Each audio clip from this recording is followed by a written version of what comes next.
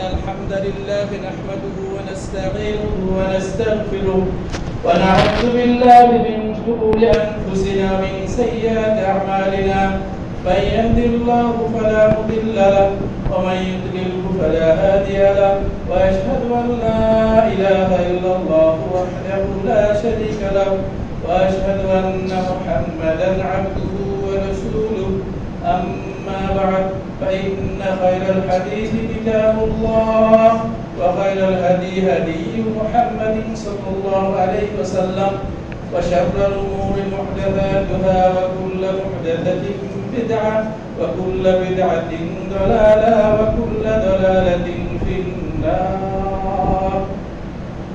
فأعوذ بالله من الشيطان الرجيم.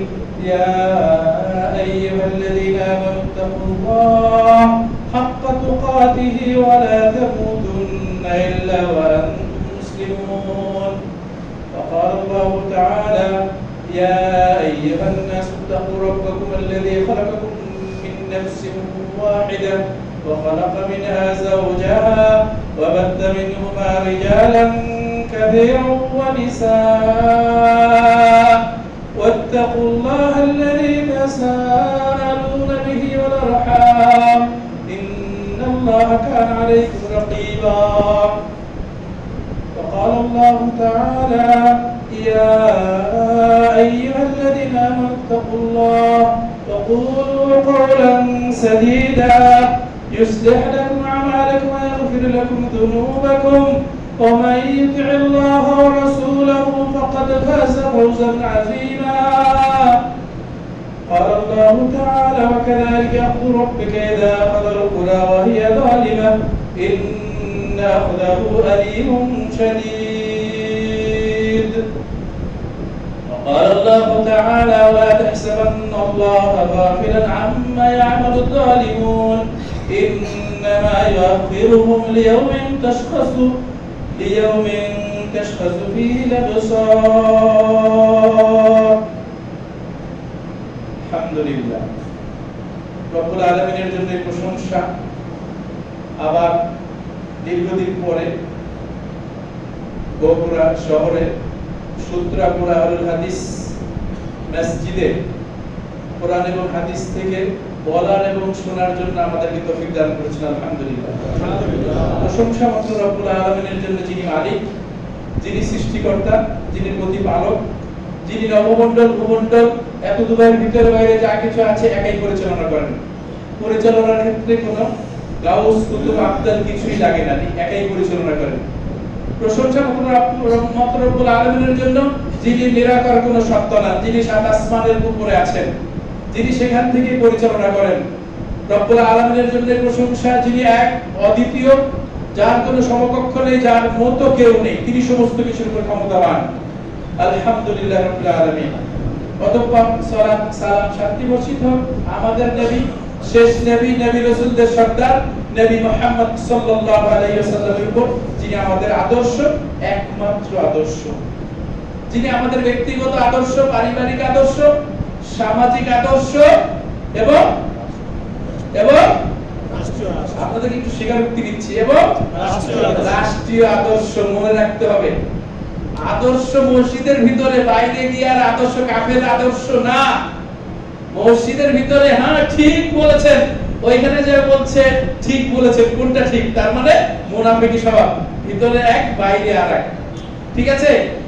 রাষ্ট্রীয় আদর্শ নবী মুহাম্মদ সাল্লাল্লাহু আলাইহি ওয়াসাল্লাম। এই নবী মুহাম্মদ সাল্লাল্লাহু আলাইহি ওয়াসাল্লামকে যদি আপনি আদর্শ না বানাতে পারেন, আপনার ইবাদত কবুল হওয়ার কোনো সম্ভাবনা নেই। ইবাদত কবুল হওয়ার যে শর্ত আমরা জানি, সহজ ব্যাপার, আল্লাহর হুকুম আর নবীর তরিকা থাকতে হবে। তার মানে নবীকে আদর্শ, তরিকা মানে কি? তাকে আদর্শ আমাকে সামনে হিসেবে রাখতে হবে, তিনি আমার আদর্শ। আমার কাজ কর্ম, আমার ইবাদত বন্দেগী, আমার জীবন, আমার চলাফেরা সব কিছুতেই, ঘুম থেকে নিয়ে আবার ঘুমানো পর্যন্ত যা কিছু আছে সমস্ত কাজে পা ফেলবেন কোন পা আগে দিবেন, বাথরুমে যাবেন কোন পা আগে দিবেন, বেরোবেন কোন পা আগে দিয়ে বেরোবেন, বাজারে যাবেন কিভাবে কিনবেন, কি দোয়া পড়বেন, মসজিদে সমস্ত জায়গায়, স্ত্রীর কাছে যাবেন তাও নবী মুহাম্মদ সাল্লাল্লাহু আলাইহি ওয়াসাল্লাম আদর্শ। তিনি একমাত্র আদর্শ। এই ব্যাপারটা আমাদেরকে মনে রাখতে হবে, একদম খাঁটি ভাবে মনে রাখতে হবে। তার মানে আপনি এই ব্যাপারটা নিজের মনের কাছে জিজ্ঞেস করবেন, আপনি কি, আপনি কি, আপনি নিজেকে জাজ করবেন, আপনি নিজের বিচার করবেন, নিজের কাছে জিজ্ঞেস করবেন যে তুমি কি মুনাফিকি আছে তোমার ভিতরে, নাকি তুমি খাঁটি রাসূলের উম্মত, রাসূলের খাঁটি উম্মত।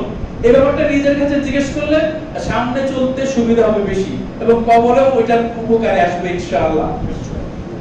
আজকে খুতবার বিষয় হচ্ছে জুলম, এবং জুলুমের শাস্তি কি, এবং সাথে হচ্ছে ক্ষমতা, ক্ষমতার লোভ, ক্ষমতার আকাঙ্ক্ষা, ক্ষমতা পাওয়ার যে তীব্র আকাঙ্ক্ষা প্রতিটা মানুষের ভিতরে, এটার পরিণতি কি, এটার বিধান কি, এই ব্যাপারে সংক্ষিপ্ত কিছু আলোচনা করব কোরআন এবং হাদিস থেকে ইনশাআল্লাহ। ব্যাপারটা আমরা আশা করি মনোযোগ দিয়ে শুনবেন ইনশাআল্লাহ। আর আপনার এর আগে তো আসছিলাম, আমার খুতবার সময় ঘুমাবেন এই অনুমতি নাই, ঠিক আছে? এই জন্য মনে হবে যে না কি এত জোরে বলছে কেন, এটা ঘুম ভাঙানোর জন্য, মানে একটু মনোযোগ আকর্ষণের জন্য। রব্বুল আলামিন বলছেন ওয়া কাযালিকা আখযু রাব্বিকা ইযা আখাযাল কুরা ওয়া হিয়া যালিমা। আল্লাহ রাব্বুল আলামিন বলছেন যে রব্বুল আলামিন ওইভাবে, তোমার রব ওইভাবে ধরেন, ওয়া হিয়া যালিমা, কোন যদি সীমালঙ্ঘনকারী কোন জাতি হয়, সীমালঙ্ঘনকারীকে ওইভাবে ধরেন, কঠিন ভাবে ধরেন। তার মানে কঠিন শাস্তি দেন, কঠিন পরিণতি দেন। ইন্না আখযাহু আলীমুন শাদীদ, আর নিশ্চয়ই রব্বুল আলামিনের ধরাটা হচ্ছে বেদনা দেয়, কঠিন এবং যন্ত্রণা দেয় যারা সীমালঙ্ঘন করে। আমি প্রথমে বলে দিচ্ছি সীমালঙ্ঘনের ব্যাপার গেলে আরেকটা আলোচনা আসবে, এরপরে আসবো যে বিধান যেটা বললাম, যে এখন ওই পরিবেশটা চলছে, ওই আবহাওয়াটা চলছে সারা বাংলাদেশে। আমি আমার চাই ক্ষমতা, আমি ধর্ম বিক্রি করে দিয়ে ক্ষমতা চাই, বা ধর্মর নাম দিয়ে ক্ষমতা চাই, ধর্ম দিয়ে নিজেকে সাজিয়ে নিয়ে ক্ষমতা চাই। কিন্তু মাঝখানে বলে রাখি, কানে একদম মন দিয়ে, শুধু কান দিয়ে না, মন দিয়ে শ্রবণ করবে ব্যাপারটা, যে কুফরি তন্ত্র দিয়ে ইসলাম প্রতিষ্ঠা করা একটা হচ্ছে সম্পূর্ণ ভুল ধারণা। কোনদিন কিয়ামত পর্যন্ত কুফরি তন্ত্র দিয়ে আপনি ইসলাম প্রতিষ্ঠা করতে পারবেন না। আপনাকে ইসলাম প্রতিষ্ঠা করতে গেলে নবী রাসূলের পদ্ধতিতে আসতে হবে। কাফের আপনাকে শিখিয়ে দিল যে এইভাবে যাও, এইভাবে রাষ্ট্র ক্ষমতায় যাও, না, আপনি 100 ভুলের ভিতরে আছেন, বরং 100 ভিতরে 200 ভুলে আছেন। কুফরি তন্ত্র দিয়ে ইসলাম কায়েম করা যায় না। আপনি ইসলামের দিকে আসবেন, তাহলে আপনাকে ইসলাম দিয়ে নিজেকে সাজাতে হবে। ইসলামের নিয়মে আপনার আগে হাজার হাজার বছর আগে ইসলাম এসেছে, এবং নবী রাসূলদের দায়িত্ব পড়েছে। এমন নবী ছিলেন যিনি রাষ্ট্র ক্ষমতায় ছিলেন। আমাদের নবী মুহাম্মদ সাল্লাল্লাহু আলাইহি ওয়াসাল্লাম, আমাদের যে আদর্শ শেষ নবী, উনি রাষ্ট্র ক্ষমতায় ছিলেন। উনি কিভাবে রাষ্ট্র ক্ষমতায় গিয়েছিলেন? এই যে প্রথমে বলেছি নবীর আদর্শ, এই আদর্শটা মনে রাখতে হবে, সেজন্য মনোযোগ দিয়ে শুনতে হবে, তাহলে অনেকের ভুল ধারণা ভেঙে যাবে। আমরা ভুল পথে যারা আগাচ্ছি তাদেরও হয়তো থেমে যাবে যে না, আমাদের উচিত না, আমাদের নিয়মে আগাতে হবে। এই জন্য আল্লাহ রাসূল সাল্লাল্লাহু আলাইহি ওয়াসাল্লাম বলেন, মান যালামা কায়দা শিবরিন মিনাল আরদ তুবিকাহু ফি সাব'i আরাদিনা ইয়াওমাল কিয়ামাহ। আমি জুলুম সম্পর্কে একটু বলছি আগে। আল্লাহ রাসূল সাল্লাল্লাহু আলাইহি ওয়াসাল্লাম বলেন, যে ব্যক্তি 1 বিঘত জায়গা অবৈধভাবে দখল করবে, মানে অবৈধভাবে দখল করতে জুলুম, সীমা লঙ্ঘন, যেটা আপনার না, আপনি যেটা নিচ্ছেন তার নাম কি? জুলুম, তার নাম সীমা লঙ্ঘন।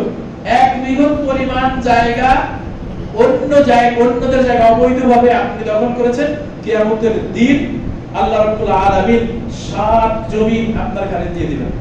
এবার বহন করো, কত ক্ষমতা আছে তোমার, এইবার 7 জমিন বহন করে চলো। ইয়াওমা ইয়াকুমুন নাসু লিরাব্বিল আলামিন, সেদিন সমস্ত মানুষ দাঁড়িয়ে থাকবে। সেদিনের সেই দাঁড়ানোর যে সময়টা হবে 50,000 বছর একটা দিন। ওই দিন বিচারের দিন, ওই দিন মানুষের সামনে বিচার হবে, প্রকাশ্যে বিচার হবে। তো জিজ্ঞেস করবে এই লোকটার ঘাড়ে এই জমিন সমূহ কেন? এই লোক বলা হবে এই লোকটা তো জুলুম করেছিল, এই লোকটা অবৈধভাবে দখল করেছিল, অবৈধভাবে দখল করেছিল লোকটা, এই জন্য আজকে তার এই শাস্তি। তাহলে আল্লাহ রাসূল সাল্লাল্লাহু আলাইহি ওয়াসাল্লাম বুখারী সহিহ বুখারীর আরেকটি হাদিস আরেকটু কঠিন। আল্লাহ রাসূল সাল্লাল্লাহু আলাইহি ওয়াসাল্লাম বলেন মান কানা ইনদাহু লিআখিহি মাজলিমা মিন আরদিহি আও মিন শাইইন ফালিয়াতাহাল্লাল মিনহু আল-ইয়াওম ক্বাবলা আন ইয়াকুনা দিন ক্বাবলা আল্লা ইয়াকুনা দিনার ওয়ালা দিরহাম। আল্লাহ রাসূল সাল্লাল্লাহু আলাইহি ওয়াসাল্লাম বলেন এইখানে একটা বিরাট বড় একটা ভয়ঙ্কর কথা এবং সংশোধনের একটা সহজ পথ আল্লাহ রাসূল বলে দিয়েছেন, যার ঘাড়ে জুলুমের কোনো কিছু আছে, তার মানে আপনি কারোর সাথে দুর্ব্যবহার করেছেন, আপনি কারো কাছ থেকে অবৈধভাবে কিছু গ্রহণ করেছেন, আপনি কাউকে গালি দিয়েছেন, কাউকে যে প্রাপ্য না এমন শাস্তি দিয়েছেন, কারো সম্মান ক্ষুণ্ণ করেছেন, কারো গীবত করেছেন, আরো কত কিছু। আল্লাহ রাসূল সাল্লাল্লাহু আলাইহি ওয়াসাল্লাম বলেন ওই দিন আসার আগে, যেই দিন কোন দিনার থাকবে না, দিরহাম থাকবে না, টাকা পয়সা থাকবে না, ধন সম্পদের অদল-বদল থাকবে না, ওই দিন আসার আগে, তার মানে দুনিয়াতে বেঁচে থাকতে, আপনি মারা যাওয়ার সাথে সাথে আপনার হিসাব শুরু, সেই জন্য বেঁচে থাকতে নিঃশ্বাস আপনার চলছে, আপনি বেঁচে থাকতে আল্লাহ রাসূল বলেন তাড়াতাড়ি সমাধান করে নাও, তাড়াতাড়ি সমাধান করে নাও। ওই দিনের অবস্থা, সেই কিয়ামতের দিনের অবস্থা আল্লাহ রাসূল সাল্লাল্লাহু আলাইহি ওয়াসাল্লাম বলেন আতাদরুনা মাল মুফলিস, মানিল মুফলিস, কামা ক্বালা আলাইহিস সালাম, তোমরা কি জানো মুফলিস কাকে বলে? মুফলিস হচ্ছে সহজ শব্দ, হচ্ছে একদম নিঃস্ব। আল্লাহ রাসূল সাহাবারা সহজ উত্তর দিলেন, আল্লাহ রাসূল আমরা জানি মুফলিস হচ্ছে, নিঃস্ব হচ্ছে ওই ব্যক্তি যার কোনো টাকা পয়সা নেই, ধন সম্পদ নেই, আমরা তো এটা জানি, আমরা সেটাই জানি, তাই না? আল্লাহ রাসূল বলেন না, আসল মুফলিস, আসল নিঃস্ব ওই ব্যক্তি নয়। কোন ব্যক্তি? ওই ব্যক্তি হচ্ছে আসল মুফলিস, আসল নিঃস্ব। কিয়ামতের দিন তার আমলনামা চোখ যতদূর যায়, দৃষ্টিসীমা যতদূর যায়, আমলনামা এত লম্বা, আমল কত হজ, কত যাকাত, কত ভালো কাজ, কত তাহাজ্জুদ, কত কিছু এর ভিতরে আছে। সে তো খুশি মনে যাচ্ছে এইবার আমি তো গ্রিন চ্যানেল দিয়ে পার হব। এইবার যখন আল্লাহ রাব্বুল আলামিনের কাছে হিসাব দিতে যাচ্ছে, দেনাদাররা চলে আসছে, যাদের সাথে তার লেনদেন। কি লেনদেন? কাউকে গালি দিয়েছিল, আল্লাহ রাব্বুল আলামিন বলবেন ফেরেশতাদেরকে ওর আমলনামা থেকে সওয়াব নেকি যাকে গালি দিয়েছিল তাকে দিয়ে দাও। পথ দিয়ে যাচ্ছেন, বাদামওয়ালা বাদাম বিক্রি করছে, এই বাদাম কত সব, একটা দুইটা কোন একটা দুইটা নিয়ে নিলেন। এরকম জীবনে কত হয়েছে আপনার, এবার দিয়ে দাও আমলনামায়।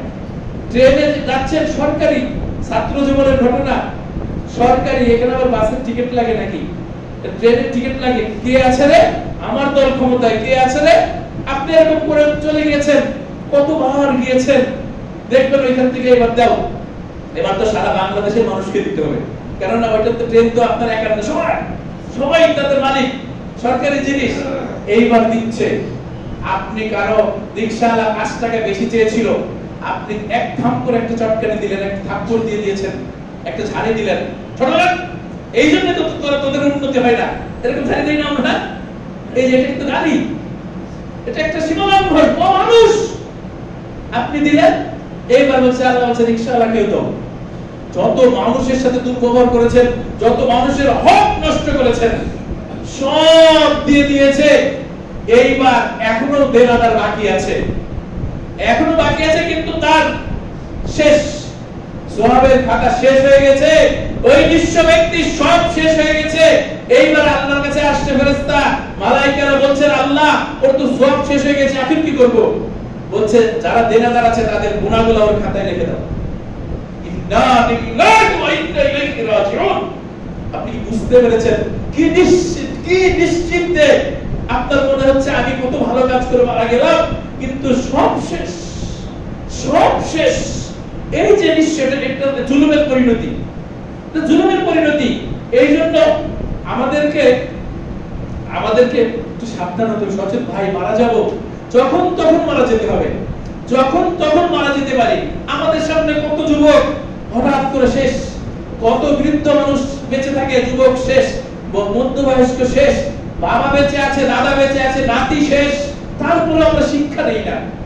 আমাদের সবচাইতে বড় অপরাধ, আমাদের সবচাইতে বড় ভুল, আমরা শিক্ষা নেই না। আমাদের সামনে কত কিছু ঘটনা ঘটে, আমরা জানাজায় যাই, মারা গেলে জানাজায় হাজির হই, কিন্তু জানাজায় গিয়ে একটু চিন্তা করি না এই লোকটার আর কিছুই নেই করার, এই লোকটার তো আর কোনো কিছুই করার নেই, যা করে গেছিল এইখান থেকে যদি তার কিছু যেতে থাকে, সদাকায় জারিয়ে থাকে, তাহলে তার লাভ আছে, তার তো আর কোনো লাভ নেই, কি হবে এই চিন্তাটা কিন্তু আমরা শিক্ষা দেই না।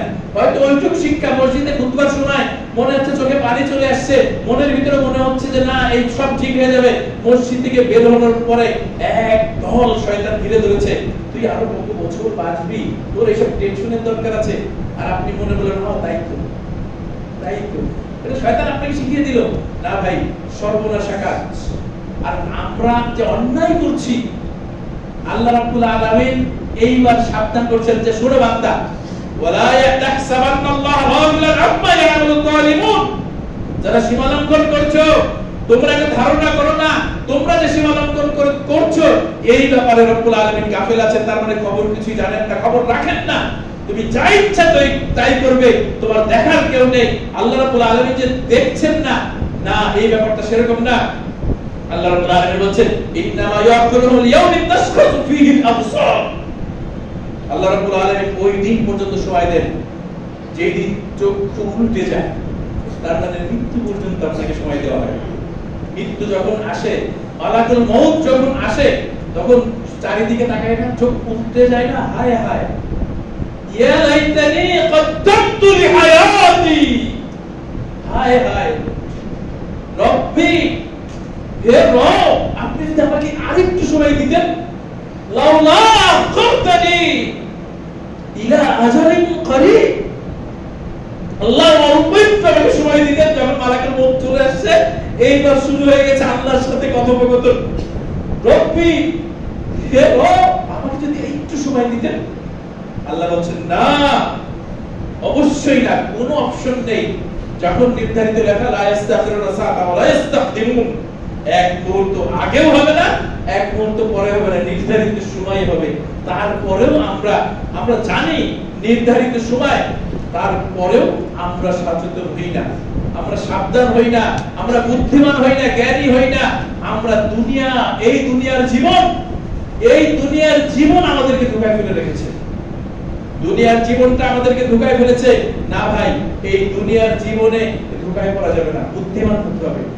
বুদ্ধিমানকে যে আখিরাতের কথা মনে করে নিজেকে পরিবর্তন করে, বুদ্ধিমান ওই ব্যক্তি যে আখিরাতকে সামনে রেখে নিজেকে সংশোধন করে।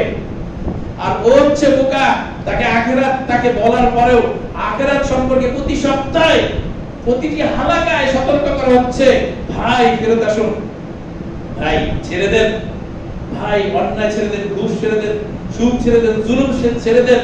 তারপরেও কোনো পাত্তা নেই, মনে হচ্ছে যে আমি তো আরো অনেক দিন বাঁচবো, আমি তো আরো অনেক দিন বাঁচবো।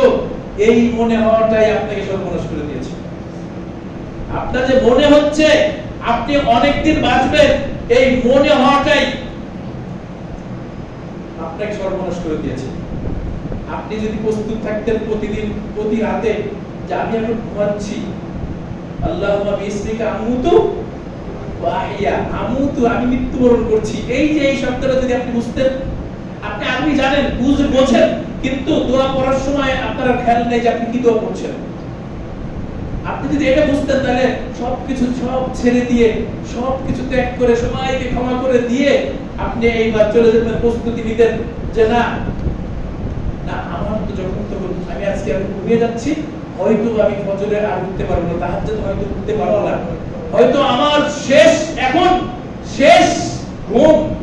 তাহলে যদি আমরা মনে করতাম, যদি আমরা নিজেদেরকে একটু সাবধান করতাম, কিয়ামতের দিনের যে অবস্থা, কিয়ামতের দিন যখন জাহান্নাম সামনে আসবে, ওয়াজিআ ইয়াওমাইদিন বিজাহান্নাম, জাহান্নামকে রব্বুল আলামিন সামনে নিয়ে আসবেন। ৭০,০০০ লাগাম, ৭০,০০০ প্রতিটি লাগামে ৭০,০০০ ফেরেশতা জাহান্নামকে টেনে আনবে। ওই জাহান্নামকে যখন সচক্ষে দেখবে অপরাধীরা, সেদিন ওয়াজিআ ইয়াওমাইযিন বিজাহান্নাম ইয়াওমাইযিন ইয়াতাযাক্কারুল ইনসানু ওয়া আন্না লাহু যিকরা। সেদিন মনে পড়ে যাবে, হায় এই জাহান্নামে এখন যদি আমাকে দেওয়া হয় কি অবস্থা হবে। এই জাহান্নাম সামনে যখন আসবে, আল্লাহ রাব্বুল আলামিন বিচার দিলে জাহান্নামকে সামনে নিয়ে আসবেন। এই জাহান্নাম থেকে সেদিন যুবক ছেলে বুড়া হয়ে যাবে। জাহান্নামকে দেখার সাথে সাথে ভয়ে যুবক ছেলে বুড়া হয়ে যাবে, যুবক লোকটা বুড়া হয়ে যাবে জাহান্নামকে দেখে। ইয়াকুলু ইয়া লাইতানি কদ্দামতু লিহায়াতি, চিৎকার করে কাঁদছে, ইয়া লাইতানি কদ্দামতু লিহায়াতি, হায় হায় আমি যদি এই জীবনের জন্য কিছু প্রয়োগ করতাম, কিছু পুঁজি খাটিয়ে রাখতাম, কিছু পাঠাতাম, যদি আল্লাহর আদেশগুলো মেনে চলতাম, আল্লাহর নিষেধ থেকে যদি নিজেকে বিরত রাখতাম, হায় আজকে এই জাহান্নামে আবার যাওয়া লাগতো না। ভয়ঙ্কর। কিন্তু সেদিনের সেই দুঃখ, সেই চিৎকার কি কাজে আসবে না? চিৎকার দিতে হবে দুনিয়াতেই, সব ছেড়ে দিতে হবে। আল্লাহ রাব্বুল আলামিনের নিষেধকৃত সব কাজ থেকে নিজেকে মুক্ত করতে হবে। আল্লাহ রাব্বুল আলামিনের আদেশ যেই সব কাজ, ওই আদেশের দিকে দৌড়ে যেতে হবে। আল্লাহ রাব্বুল আলামিন অফার দিয়েছেন, ওয়াসারিউ ইলা মাগফিরাতিন মির রাব্বিকুম। হে আমার বান্দারা, আমার বান্দারা, আল্লাহ রাব্বুল আলামিন কত মায়া করে দয়া করে বানিয়েছেন এবং বলেন, হে আমার বান্দারা, ওয়াসারিউ ইলা মাগফিরাতিন মির রাব্বিকুম, তোমাদের রবের ক্ষমার দিকে ছুটে যাও। কোন কাজ করলে রব্বুল আলামিন ক্ষমা করবেন, ওই ক্ষমার দিকে ছুটে যাও এবং ওই জান্নাতের দিকে ছুটে যাও। তার মানে আমাদের উদ্দেশ্য, আমাদের এই যে কষ্ট করছি, কত হারাম ত্যাগ করছি আমরা, আলহামদুলিল্লাহ। আমি তো আপনাদেরকে একটু ভয় দেখাচ্ছি, কিন্তু আলহামদুলিল্লাহ লোকগুলো কত ভালো, চেহারা দেখেই একটা মহব্বত লেগে যায়, আলহামদুলিল্লাহ। আপনার আশেপাশের কত প্রতিবেশী মসজিদে আসার তৌফিক নেই, ঈদের দিনে তৌফিক নেই, জুম্মার দিন মাস ওয়াক্ত না, জুম্মার দিনেও আসতে পারে না। আল্লাহ আপনাকে খাস দয়া করেছেন, আল্লাহ আপনাকে সুযোগ দিয়েছেন জান্নাতের দিকে ছুটে যাওয়ার জন্য। আপনি আল্লাহর শুকরিয়া আদায় করে শেষ করতে পারবেন না। আপনার আপন ভাই বলে, ভাই চলো মসজিদে যাই, ভাই আমি খুব ব্যস্ত, হঠাৎ করে পড়ে আছে, এইবার সবাই মিলে দাফন করতে গেল। আপনি এরকম কত আছে, কিন্তু আল্লাহ আপনাকে খাস রহমত করেছেন, আল্লাহ আপনাকে পছন্দ করেছেন, এই জন্য সিলেক্ট করেছেন মসজিদের মুসল্লি হিসেবে। আপনি মনে করেছেন আপনি ইচ্ছা করেছেন আর চলে এসেছেন, এমনটি নয়। আল্লাহ আপনাকে সিলেক্ট করেছেন, দয়া করেছেন, মায়া করেছেন, এই জন্য আপনি আসতে পেরেছেন, নচেত আপনি অন্যদের মতো থাকতেন। ঠিক আছে না? আর যেহেতু আল্লাহ সুযোগ দিয়েছেন, ওই সুযোগটাকে আমাদেরকে কাজে লাগাতে হবে। এটা হচ্ছে বড় ব্যাপার, সুযোগটা কাজে লাগাতে হবে, যাতে ওইখানে চিৎকার করতে না হয়, ইয়া লাইতানি কদ্দামতু লিহায়াতি, হায় ওই যে আজকের এই জীবনের জন্য, আজকের দিনের জন্য যদি আমি কিছু প্রেরণ করতাম, কতটা ভালো হতো। আল্লাহর আযাব তো কঠিন, আল্লাহর শাস্তি কঠিন, জাহান্নামের আগুন পুড়িয়ে ছারখার করে দেয়, লা তুবকি ওয়ালা তাদার, বাকিও রাখে না, শেষ করে দেয় না, আবার বাকিও রাখে না। জাহান্নাম হচ্ছে এমন একটা ব্যাপার। এইবার আসেন দ্বিতীয় পর্ব যেটা বলেছিলাম, আমি আয়াতটা বলে তারপরে যাই ব্যাখ্যার দিকে। আল্লাহ রাব্বুল আলামিন সূরা হাক্কায় বলছেন, সূরা হাক্কার মাঝামাঝি গিয়ে দুটো পাঠ এখানে আছে। আল্লাহ রাব্বুল আলামিন বলছেন, ভালো যারা জান্নাতে যাবে, যাদের আমলনামা ডান হাতে দেওয়া হবে, তাদের ব্যাপারে বলছেন, আম্মা মান উতিয়া কিতাবাহু বিয়ামিনি, যাদের আমলনামা ডান হাতে দেওয়া হবে তারা বলবে, হাউ মুকরাউ কিতাবিয়া, মানে রেজাল্ট দিয়েছে, আপনি এ ক্লাস পেয়েছেন, আপনার কি খুশি। আপনি সবাইকে দেখেছেন, চাচা, মামা, দাদা, প্রতিবেশী দেখাচ্ছেন, এই দেখো আমার রেজাল্ট, আপনি মিষ্টি খাওয়াচ্ছেন আনন্দে। জান্নাতে যখন ডান হাতে আমলনামা দিয়ে হবে, বুঝে ফেলেছে আমি জান্নাতে যাব। যখন ডান হাতে আমলনামা দিয়েছে, বলছে হাউ মুকরাউ কিতাবিয়া, দেখো আমার আমলনামা দেখো, ইন্নী যানানতু আন্নী মুলাকিন হিসাবিয়া, আমার দৃঢ় ধারণা ছিল আমি অবশ্যই হিসাবের সম্মুখীন হব। তার মানে আল্লাহ আমার হিসাব করবে, কিয়ামতের দিন দাঁড়াতে হবে, ওই ভয়ে ভয়ে আমি কাজগুলো করতাম। এই জন্য বলছে ইবনে যারান্ত আল্লাহুল হিসাবিয়া বাবা ফিশকি রাদিয়া, সে আনন্দ চিত্তে বসবাস করবে। ফি জান্নাতিন আলিয়া, উঁচু জান্নাতে থাকবে। বুতুমা দানিয়া, এই জান্নাতের যে ফলের যে থোকাগুলা একদম কাছে থাকবে। তার মানে হচ্ছে সে মনে মনে বলবে যে আমি আঙ্গুর খাবো, আঙ্গুরের থোকা মুখের কাছে চলে আসবে। মনে মনে বলছে ওই যে একটা ফল দেখেছিলাম বিদেশি, ওই ফলটা আমি খেতে চাই। মনে মনে বলার আগে সামনে এসে হাজির, খাবে, আবার তৃপ্তি হয়ে গেলে আবার চলে যাবে। বুতুমা দানিয়া, এরপর আল্লাহর ঘোষণা তো আছে, কুলু ওয়াশরাবু হানিয়াম বিমা আসলাফতুম ফিল আইয়ামিল খালিয়া। আল্লাহ এর ঘোষণা করবে, খাও, পান করো। কেন, কোন কারণে আজকে খাবে, পান করবে? তৃপ্তি সহকারে খাও, পান করো।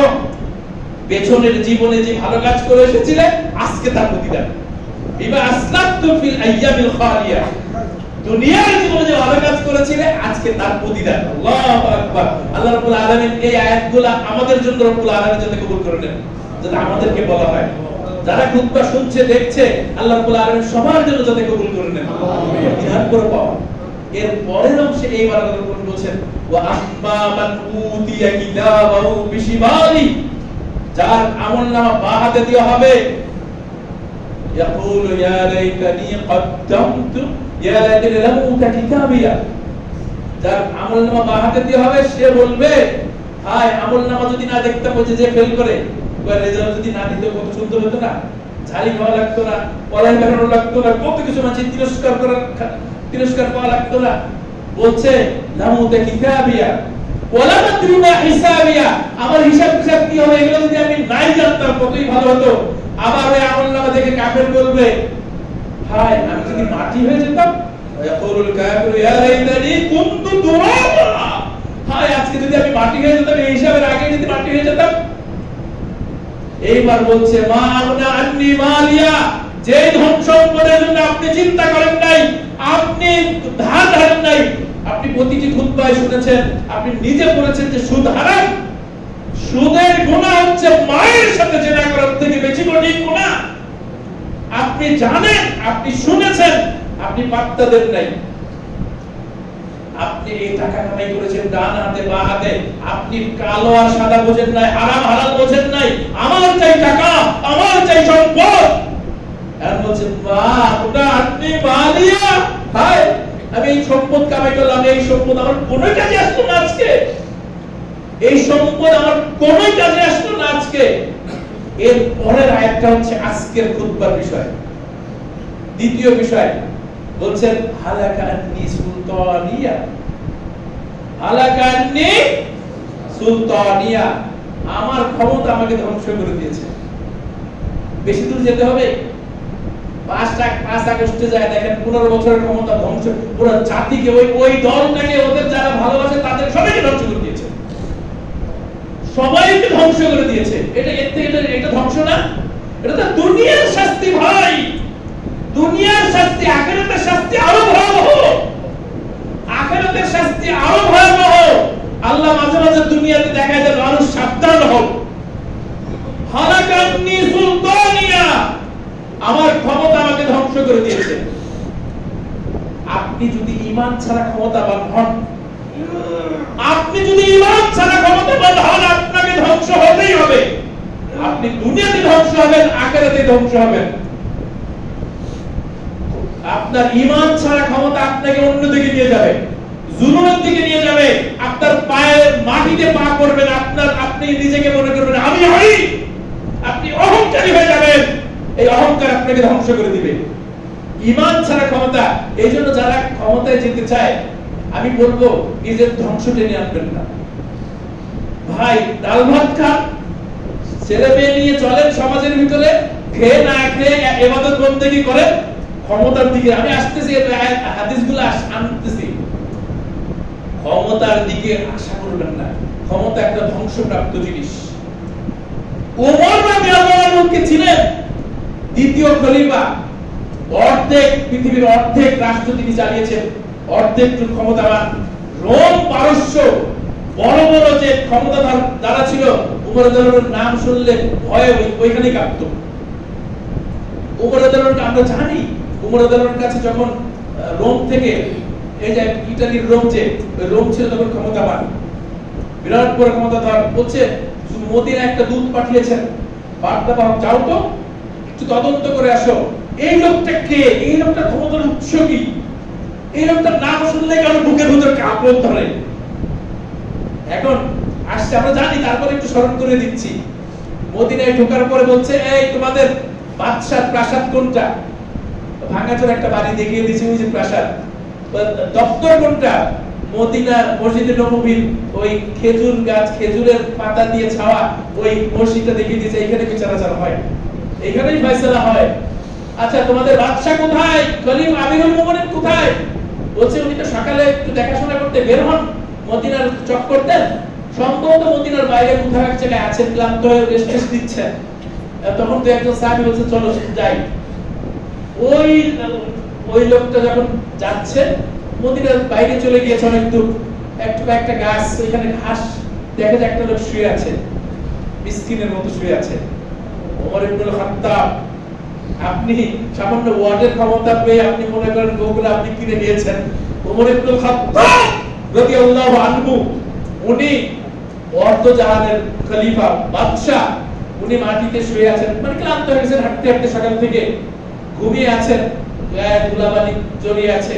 তখন বলছে এই যে আমাদের আমাদের বাদশা, এই যে ওমর ইবনুল খাত্তাব। ও থক হয়ে গেছে, মুখে আর ভাষা নেই, কোনো ভাষা নেই। ওমর রাদিয়াল্লাহু আনহু উঠে বসেছেন, লোক এসেছে বাইরের দেশ থেকে, এখন বলছেন ওনার মুখে ভাষা নেই। ওমর রাদিয়াল্লাহু আনহু কথা বলার আগেই বলছেন ইয়া ওমর, হে ওমর আপনি আদালতা, ইয়া ওমর আপনি ইনসাফ করেছেন, আপনি বিচার করেছেন, ইনসাফ করেছেন। ওমর রাদিয়াল্লাহু বিচার সম্পর্কে আমরা জানি, ওমর রাদিয়াল্লাহু বিচার সম্পর্কে আমরা জানি। ওমর রাদিয়াল্লাহু যদি সাহাবার ছেলে হতো, কোন সাহাবাও যদি অন্যায় করতেন, কোন একটা ইহুদি বা খ্রিস্টান বা কাফের ন্যায় সে বিচারের সে তার পক্ষে রায়, উনি সরাসরি রায় দিয়ে দিতেন, কোনোই নাই, কোন সংশয় সন্দেহ কিছুই নেই মনের ভিতরে যে না আমার লোক, যে অন্যায় করবে সেই শাস্তি পাবে, এটা হচ্ছে ইনসাফ। নিজের ছেলে অন্যায় করলে সে শাস্তি পাবে, নিজের স্ত্রী অন্যায় করলে সে শাস্তি পাবে, নিজের বাবা অন্যায় করলে সে শাস্তি পাবে, নিজের ভাই অন্যায় করলে সে শাস্তি পাবে, এটা হচ্ছে ইনসাফ। সেই ওমর রাদিয়াল্লাহু ব্যাপারটা উনি বুঝে ফেলেছে, ওই লোকটা বুঝে ফেলেছে, যে রাষ্ট্রদূত এসেছে সে বুঝে ফেলেছে, বলছে যে ওমর আপনি ইনসাফ কায়েম করেছেন, অতএব আপনি নিরাপদ হয়েছেন। যারা ক্ষমতায় চান বা কোন একটা দায়িত্ব চান তাদেরকে বলবো আপনি ইনসাফ করেন, দেখবেন আপনি নিরাপদ, আল্লাহর পক্ষ থেকে নিরাপত্তা পেয়ে গেছেন। আর বলছে আপনি যেহেতু ইনসাফ করেছেন অতএব আপনি নিরাপত্তা পেয়েছেন, আর আপনি গাছের নিচে ঘুমিয়ে গেছেন বা নিপটা গাছের নিচে ঘুমিয়ে গেছেন। ও বেচারা ব্যাখ্যা দিচ্ছে, ব্যাপারটা সে বুঝে ফেলেছে। বলছে আল্লাহর কসম, আমি যদি রোম সরকারের পক্ষ থেকে না আসতাম এখনই ইসলাম গ্রহণ করতাম। যেহেতু আমাকে দায়িত্ব দিয়ে পাঠানো হয়েছে, আমি ওইখানে গিয়ে রিপোর্ট দেওয়ার পরে আমি ইসলাম গ্রহণ করব। আল্লাহু আকবার। আপনি বুঝতে পেরেছেন, কার কিছু দেখা দিয়ে ইনসাফ দেখে, তার ব্যবহার আচরণ দেখে ইসলাম গ্রহণ করে ফেলেছে। আর আজকে কি অবস্থা আমাদের? আজকের অবস্থা হচ্ছে আমি বড় হুজুর, আমার ব্যবহার দেখে মানুষ পালায়, হায় হায় এই লোকের কাছে থাকা যাবে না। আমি নেতা, আমার ব্যবহার দেখে মানুষ পালায় না। ভাই, মানুষদেরকে কাছে ডাকতে হবে, মায়া দয়া করতে হবে, তার মানে জুলুম পরিত্যাগ করতে হবে। জালেমের ব্যাপারে আল্লাহ রাব্বুল আলামিন বলেন ইয়াউমা ইয়াউদুদ যালিমু আলা ইয়াদাই, কিয়ামতের দিন জালেম নিজের দুই হাত চাবাবে, কিভাবে নিজের মুখে দিয়ে কামড়াবে এবং বলবে ইয়াকুল ইয়া লাইতানি ইত্তাখাযতু মা রাসূলি সাবিলা, হায় আমি যদি রাসূলের সাথে থাকতাম, তার মানে রাসূলের পথ অনুসরণ করতাম। হায় ইয়া ওয়াইলাতা লাইতানি লাম আত্তাখিযু ফুলানান খালিলা, এইবার এখানে আসেন, হায় আমি যদি অমুককে নিজের নেতা না বানাতাম। আপনার হিসাব হবে, কঠিন হিসাব হবে।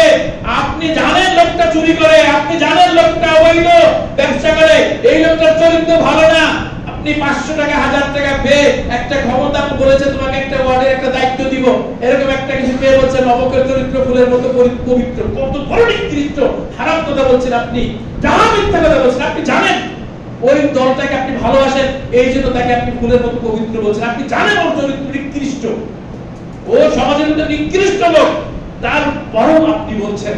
এই যে এদের কথা বলছে, হায় আমি যদি লোকটাকে নিজের অভিভাবকটা বানাতাম। খবরদার, যাকে তাকে অভিভাবক বানাতে যাবেন না, খবরদার যাকে তাকে অভিভাবক বানাতে যাবেন না, তাহলে শেষ করে দিবেন। আপনি ন্যায় শাসকের আপনারা দোয়া করবেন, তারপরে ন্যায়বান শাসক, ন্যায়নিষ্ঠ শাসকের কয়েকটা আমি বৈশিষ্ট্য তুলে ধরবো, আরো আছে তুলে ধরছি। একটা হচ্ছে হিফজুদ্দিন আলা উসুলিহি, ন্যায় শাসক যে আপনি দেখেন, আপনি দল দেখবেন না, ন্যায় শাসক সে কি করে, ধর্মকে, দ্বীনকে, ইসলামকে একদম উসুল পুরু সহকারে সবকিছু হেফাজত করে। তার কাছে আগে দিন, তারপরে অন্য কিছু।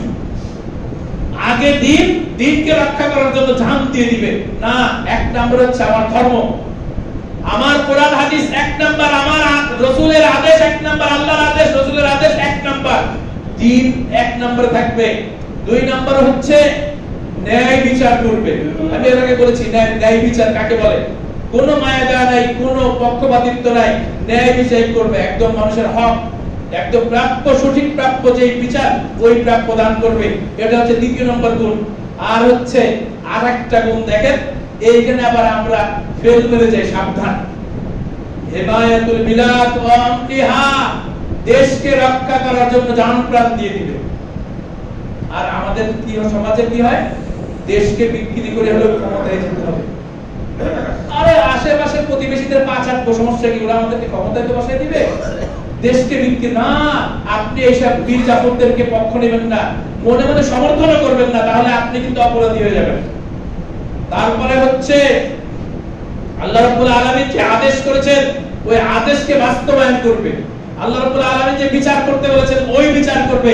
তার মানে কোরআনের আইনে বিচার হবে, কোরআন এবং হাদিসের আইনে বিচার হবে। আল্লাহ রাব্বুল আলামিন যে বিচার দিয়েছেন, ওই বিচারটা কায়েম করবে।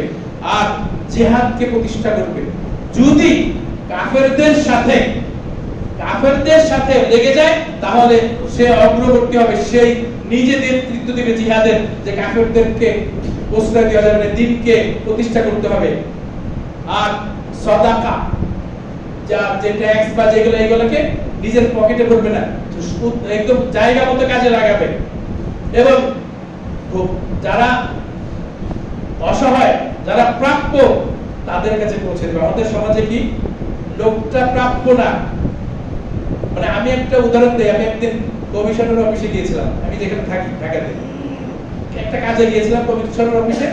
এখন এই সিরিয়াল ধরে অনেকগুলো মানুষ কি ওই যে কাট করতে আসছে, যে চারতল কম দামে দিচ্ছে না, কেউ টিসিবি নাকি কাট করতে আসে, কাট দিলে দিয়ে দেয় 200-300 টাকা, 1000 খানিক টাকা বা 1000-2000 টাকার মাল দিয়ে দেয়। আপনি জানেন ভালো, কেউ আসছে পরে এমনি আমার চেহারা থেকে মনে হচ্ছিল, ভাই আপনার বাড়ি কোনটা যেন, মুরব্বী, ওই যে ওই পাশে 5 তলা বাড়ি, আমার কাট করতে আসছে।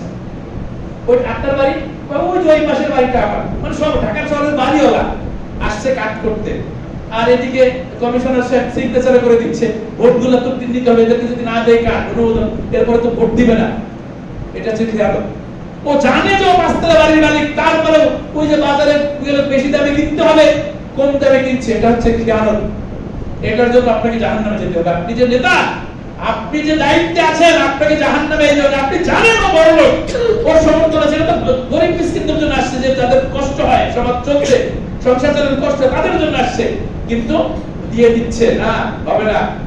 এই যে কিছু বললাম, এই ব্যাপারগুলো মনে রাখতে হবে, ব্যাপারটা মনে রাখতে হবে। আপনি একটু দেখুন, আল্লাহ রাসূল সাল্লাল্লাহু আলাইহি সাল্লাম বলেন, ওয়াইলুল লিল উমারা আইমাল খুলাফা, বলেন ওই নেতাদের জন্য অয়েল, ধ্বংস তারা হোক। নেতা যারা দায়িত্বপ্রাপ্ত, দায়িত্বপ্রাপ্তদেরকে আল্লাহ রাসূল সাল্লাল্লাহু আলাইহি ওয়াসাল্লাম অয়েল দিয়ে ভয় দেখিয়েছেন, ধ্বংসপ্রাপ্তদের অন্তর্ভুক্ত হয়েছে। কেননা দায়িত্ব পালন করা মুশকিল। ওমর রাদিয়াল্লাহু আনহুর কথা আবার আসি।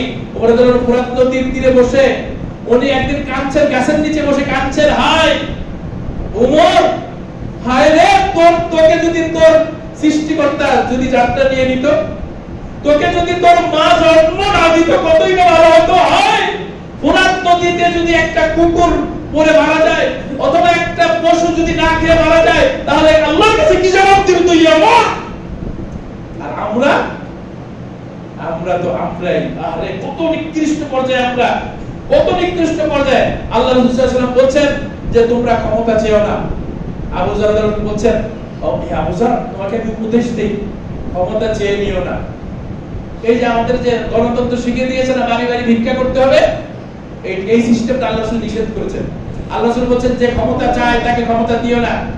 ধরেন এখানে আসছে ইলেকশন সামনে, এখানে এসে বলছে আমি একটু খতিব সাহেব একটু দোয়া চাই, বা মাহফিলে গিয়েছে দোয়া চাই, যে ভাই আপনারা আমাকে জন্য দোয়া করেন যাতে আল্লাহ আমাকে তৌফিক দেয়, আমি যাতে নেতা হতে পারি, এমপি হতে পারি, চেয়ারম্যান মেম্বার হতে পারি, মন্ত্রী হতে পারি। ভাই ধরেন 5000 মানুষ সামনে, আপনারা সবাই মিলে তো বলেন আমিন, বলেন না? কোরআনের ভাষা, হাদিসের ভাষা আপনারা সবাই বলবেন আল্লাহ তোকে না দিক, সবাই এক বাক্যে বলবেন। যখনই বলবে এখান থেকে দোয়া করেন আমি কিন্তু দাঁড়িয়েছি, হ্যাঁ সব যখন বলবেন আল্লাহ তোমাকে না দিক, সবাই বলবে আল্লাহ তোমাকে না দিক। এটা তো সুন্নাত। আল্লাহ রাসূল বলেছেন যে যখন কেউ ক্ষমতা চায় তাকে বলতে হবে আল্লাহ তোমাকে না দিক, বদ্ধ করতে হবে, বদ্ধ করতে হবে। পথে যাচ্ছেন, সালাম দিচ্ছেন, আসসালামু আলাইকুম ভাই, যে পোস্টারটা নেন, একটা ভোট দিয়ে আমি দাঁড়িয়েছি, আপনি বলবেন আল্লাহ তোমাকে না ক্ষমতায় না আনুক, সাহস আছে। এটা তো সুন্নাত, এটা হাদিসের ভাষা, এটা হাদিসের ভাষা। আল্লাহ রাসূল সাল্লাল্লাহু আলাইহি ওয়াসাল্লাম বলেন যে শোনো শোনো, ক্ষমতা চেয়ে নিবে না। যদি তোমার উপর ক্ষমতা চলে আসে, যেমন ওমর রাদিয়াল্লাহু আনহু, আবু বকর সিদ্দিক রাদিয়াল্লাহু আনহু যখন খলিফা হলেন, উনি কি চেয়েছিলেন? সবাই মিলে ধরে ওনার হাতে বায়াত শুরু করে দিয়েছে। ওমর রাদিয়াল্লাহু আনহু প্রথমে করেছেন, এবার সবাই বলবে আপনাকে আমরা নেতা বানাইলাম, খলিফা বানাইলাম। ওমর রাদিয়াল্লাহু আনহুর কি অবস্থা? সবাই মানে সব লোক যারা, তারা ভয়ে থাকবে যে না না এই দায়িত্ব আমি নিতে পারবো না, আমি আল্লাহর কাছে কি জবাব দিব। আর যখন সমাজের মানুষ সব লোকটাকে খুঁজে বের করে হাতে দিবে, ভাই আপনাকে নিরাপদ মনে হয় আপনি দায়িত্ব নেন, তখন আল্লাহর পক্ষ থেকে তাকে সাহায্য করবেন আল্লাহ। আর আল্লাহ রাসূল বলেন যে ক্ষমতা চেয়ে নেবে, ভিক্ষা করে নেবে, আল্লাহ তাকে সাহায্য করবেন, তার উপর ছেড়ে দিবেন, যা এই ধ্বংস হয়ে যা, আমি তোকে সাহায্য করব না। তার মানে বুঝতে পেরেছেন ভাই, যারা এখনো ক্ষমতার দিকে নজর দিচ্ছেন সাবধান। আমি বলি আল্লাহ রাসূলের ওই দোয়াটা শিখিয়ে দেই। আল্লাহ রাসূল সাল্লাল্লাহু আলাইহি ওয়াসাল্লাম দোয়া করতেন, এখন থেকে ওই ক্ষমতায় যারা আসবে, যেই আসুক, আরেকটা সরকার আসা পর্যন্ত এই দোয়াটা চালিয়ে যাবেন, এটা আমানত। আল্লাহ রাসূল দোয়া করতেন, খুতবাতে দোয়া করতেন, সবসময় দোয়া করতেন, আল্লাহুম্মা ওয়ালা তুসাল্লিত আলাইনা মান লা ইয়াখাফুকা ওয়া লা ইয়ারহামুনা। হে আল্লাহ, তো এমন লোকদেরকে তুমি আমাদের উপরে ক্ষমতায় বসিও না যারা তোমাকে ভয় করে না আর এবং জনগণকে রহম করে না, আমাদেরকে রহম করে না, দয়া করে না, এমন লোককে দায়িত্ব দিও না। এটা দোয়া করতে থাকবেন, এটা নিজেদের ভালোর জন্যই। রাসূল দোয়া করছেন আল্লাহুম্মা ওয়ালা তুসাল্লিত আলাইনা মান লা ইয়াখাফুকা ওয়া লা ইয়ারহামুনা, যে তোমাকে ভয় করে না এবং মানুষকে দয়া করে না, আমাদের উপর দয়া করে না, এমন লোককে তুমি ক্ষমতা দিও না। এটা হচ্ছে নিজেদের স্বার্থে করতে হবে ভাই, যাতে সৎ লোক থাকলে, সৎ লোক যদি আপনাকে নাও দেখতে পারে, সে আপনার উপকার করবে। সৎ লোক যদি হয়, সে যদি নাও আপনাকে দেখতে পারে, আপনাকে উপকার করবে। এই জন্য মনের আকাঙ্ক্ষা থাকতে হবে সবসময়, আল্লাহ সৎ লোক দাও, ইমানদার লোক দাও, বেঈমান, বেনামাজি, নেশাখোর, চোর, ডাকাত, বাটপার, এইগুলো আল্লাহ রাব্বুল আলামিন দিও না। এদের থেকে আমাদেরকে হেফাজত করো। নিজেদের স্বার্থে সিজদায় পড়ে তাহাজ্জুদ দিয়ে দোয়া করতে হবে, রব্বুল আলামিন আমাদেরকে তৌফিক দান করুন, জুলুম থেকে এবং ক্ষমতার আকাঙ্ক্ষা থেকে আমাদেরকে হেফাজত করুন, আমরা যাতে ক্ষমতায় যাওয়ার আকাঙ্ক্ষা না করি। রব্বুল আলামিন আমাদেরকে সংশোধন করে দিন, আমাদেরকে হেফাজত করুন। আমরা আল্লাহর কাছে সাহায্য চাই, আল্লাহর কাছে ইস্তিগফার করি যে আমরা যা ভুল করে থাকি, আল্লাহ রাব্বুল আলামিন যাতে আমাদেরকে ক্ষমা করে দেন।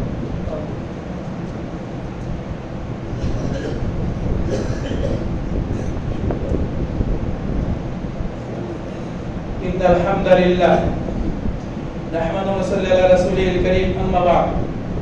قال الله تعالى إن الله وملائكته يصلون على النبي يا أيها الذين آمنوا صلوا عليه وسلموا تسليما اللهم صل على محمد وعلى آل محمد كما صليت على إبراهيم وعلى آل إبراهيم إنك حميد مجيد اللهم بارك على محمد وعلى آل محمد كما باركت على إبراهيم ওয়ালা আলি ইব্রাহিম ইন্নাকা হামিদুম মাজিদ। ভাই আরেকটু সাবধান করি, খুতবা কিন্তু দুইটা, খুতবা কিন্তু একটা না। ঈদের খুতবা একটা। আপনি ধরেন একটা খুতবা দিয়ে বন্ধ করে দিয়েছেন, লাইভ চালিয়েছেন, তাহলে মানুষ যারা জানে না তারা বলবে খুতবা মনে হয় একটাই জুম্মা। দ্বিতীয় খুতবাটা যদি রেকর্ড না করেন তাহলে কিন্তু ভুল বুঝবে মানুষ, দোয়া করবে না, আমিনও বলবে না, তাহলে কেমন হলো না, অসম্পূর্ণ থেকে গেল। আল্লাহুম্মা সাল্লি আলা মুহাম্মাদ ওয়া আলা আলি মুহাম্মাদ কামা সাল্লাইতা আলা ইব্রাহিম ওয়া আলা আলি ইব্রাহিম ইন্নাকা হামিদুম মাজিদ। আল্লাহুম্মা বারিক আলা মুহাম্মাদ ওয়া আলা আলি মুহাম্মাদ কামা বারাকতা আলা ইব্রাহিম ওয়া আলা আলি ইব্রাহিম ইন্নাকা হামিদুম মাজিদ। আল্লাহুম্মা আইজ্জিল ইসলাম ওয়াল মুসলিমিন ওয়া খযুরিল কাফারাতা ওয়াল ফাসাকাতা ওয়াল মুবতাদিয়াতা ওয়াল মুশরিকিন। আল্লাহুম্মা আনসুর ইখওয়ানানা ফি ফিলিস্তিন ওয়া ফি কুল্লি মাকান। আমাদের একটা ব্যাপার মনে রাখতে হবে যে ইসরায়েল আমাদের চিরশত্রু, ইসরায়েল আমাদের চিরশত্রু, কিন্তু ইরান আমাদের বন্ধু না। আপনি ধর্মে কিন্তু বলেন কি ইরান আমাদের বন্ধু না? পৃথিবীতে এই ইসরায়েল 50 বছরের ভিতরে যত মানুষকে মেরেছে, যত মুসলিমকে হত্যা করেছে, তার কয়েক গুণ বেশি ইরান হত্যা করেছে মুসলিমদেরকে। সিরিয়ায় 10 লাখ মানুষকে হত্যা করেছে, বর্বর আলেমদেরকে হত্যা করেছে, ইয়েমেনে এখনো হত্যা করছে, এইভাবে লেবাননে হত্যা করেছে, হত্যা করেই যাচ্ছে। ওকে আপনি ইসলামী রাষ্ট্র মনে করেন, ওই ইসলামী রাষ্ট্র না, ও হচ্ছে ষড়যন্ত্র মুসলিম বিদ্রোহকারী রাষ্ট্র। কিন্তু আমরা চাই ওই কাঁটা দিয়ে কাঁটা তোলা, ওই একটা পথভ্রষ্ট দিয়ে আরেকটা পথভ্রষ্ট শত্রুকে মারা। আল্লাহ রাব্বুল আলামিন ভালো চান যদি তাহলে করুন, কিন্তু আপনি ওই মনে করবেন না আরে ইসলামী রাষ্ট্র ইরান, আল্লাহ তাকে হেফাজত করো, এই দোয়া করা যাবে না। ওই ইসলামী না, ইসলামের শত্রু শিয়া। শিয়ারা কোনোদিন ইসলামের বন্ধু হতে পারে নাই, ইসলামের পক্ষে কোনোদিন কাজ করে নাই, শুধু ষড়যন্ত্র করেই গেছে, ষড়যন্ত্র করেই গেছে। আশ্চর্যজনক ঘটনা, শুধুমাত্র তেহরানে 50টা সিনাগগ আছে। সিনাগগ চিনেন? ইহুদিদের ইবাদতখানা। আমরা মসজিদ আছে না, ওদের ইবাদতখানা কত আছে? 50টা ওদের সিনাগগ আছে। কিন্তু সারা ইরানে একটা সুন্নি মসজিদ নেই। বিশ্বাস হয় আপনার? আপনি কি বুঝতে পারছেন? ইরাক ধ্বংস করে দিয়েছে এই শয়তানগুলা। ইরাককে লক্ষ লক্ষ মানুষ মেরেছে বছরের পর বছর। ইরানে একটা সুন্নি মসজিদ নাই। আপনি কি জানেন? একটা সুন্নি, প্রকাশ্যে যদি কোনো সুন্নি বলে আমি সুন্নি, ওর গলা নেমে যায়। এই জন্য সাবধানে, যা করবেন সাবধানে। ফেসবুকে অনেকে বলে আরে ইরানের পক্ষ নিচ্ছে না, এরা হচ্ছে ইহুদির দালাল। না, আমরা চোখের পানি ফেলে ফেলে ইহুদিদের ধ্বংসের জন্য দোয়া করি, খুতবায় দোয়া করি, তাহাজ্জুদে দোয়া করি, যখনই মনে পড়ে তখনই দোয়া করি। দালাল না। আপনি ভুল বুঝেছেন। আপনি ইতিহাস পড়েন, কোরআন হাদিস পড়েন, সমসাময়িক যে রিপোর্টগুলো পড়েন, তাহলে আপনি বুঝতে পারবেন। এই জন্য আমরা দোয়া করব রব্বুল আলামিন ওদেরকে দিয়ে ওদেরকে ধ্বংস করুন, আমাদের মুসলিমদেরকে রব্বুল আলামিন হেফাজত করুন। রব্বুল আলামিন যাতে আমাদের আলেম ওলামাদেরকে হেফাজত করেন, আমাদের ভাইদেরকে বোনদেরকে হেফাজত করেন। এই ব্যাপারটা মনে রাখতে সবসময় দোয়া করতে হবে। ইয়া আজিজ ইয়া গফফার ইয়া আরহামার রাহিম ইয়া যাল কুওয়াতিল মাতিন রব্বিরহামহুমা কামা রাব্বায়ানি সগীরা রব্বানা আতিনা ফিদ দুনিয়া হাসানাতাও ওয়া ফিল আখিরাতি হাসানাতাও ওয়া কিনা আযাবান নার রব্বানা হাব লানা মিন আজওয়াজিনা ওয়া যুররিয়াতিনা কুররাতা আ'ইউন ওয়াজ'আলনা লিল মুত্তাকিনা ইমামা রব্বানা লা তুযিগ কুলুবানা বা'দা ইয হাদাইতানা ওয়া হাব লানা মিন লাদুনকা রাহমাতান ইন্নাকা আনতাল ওয়াহ্হাব রব্বানা ইগফির লি ওয়া লিওয়ালিদি ওয়া লিল মুমিনিনা ইয়াওমা ইয়াকুমুল হিসাব ইয়া আজিজ ইয়া গফফার রব্বানা আল্লাহুম্মা আসলিহ লানা শা'নানা কুল্লাহা ওয়া লা তাকিলনা ইলা আনফুসিনা তারফাতা আইন। আরেকটা দুঃখের কথা বলি, আজকের ঘটনা। ওই অটোওয়ালাকে বাসের থেকে নেমে বললাম যে এই গোহাইর সূত্রাপুরে আহলে হাদিস মসজিদে যাব। সে চেনেই না তার বাসা এখানে, গোহাইরে বাসা। খুঁজতে খুঁজতে আমি বসে এই যে মসজিদটাই যে কাজ করতেছি, ও কাদিয়ানি মসজিদ।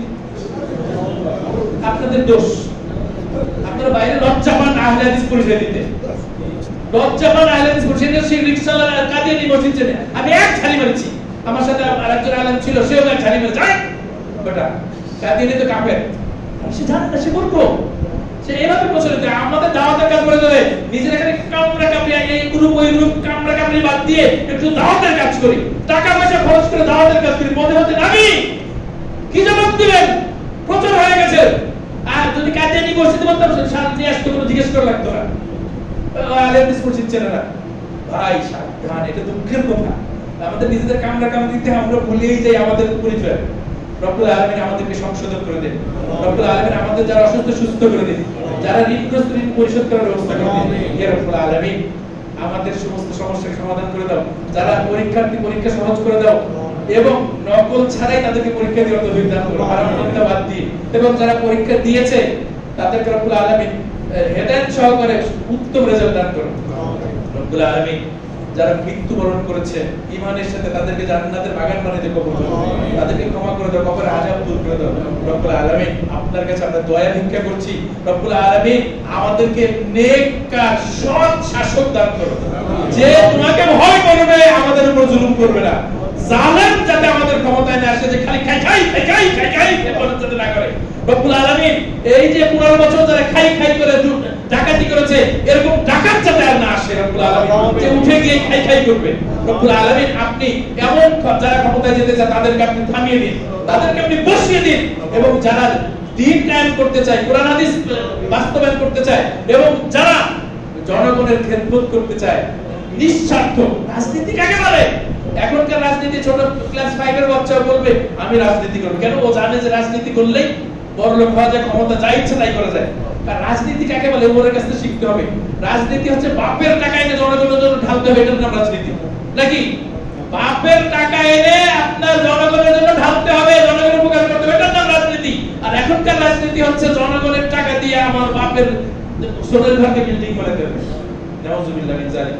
يا عزيز يا غفار يا ارحم الراحمين يا ذا القوة المتين ربنا لا تردنا خائبين يا رب العالمين رب العالمين। এই মসজিদকে কবুল করে নাও, এই এলাকার মানুষদেরকে বুঝদার করে হেদায়েতের মধ্যে নিয়ে আসো, এবং সবাইকে এক ভুল বুঝাবুঝি থেকে দূর করে দিয়ে এক পেয়ে কোরআন এবং হাদিসে জামাতের কাজ করার তৌফিক দান করো ইয়া রব্বানা ইয়া রাব্বাল আলামিন। ওয়া সাল্লাল্লাহু আলা নবী আদা সুজা করে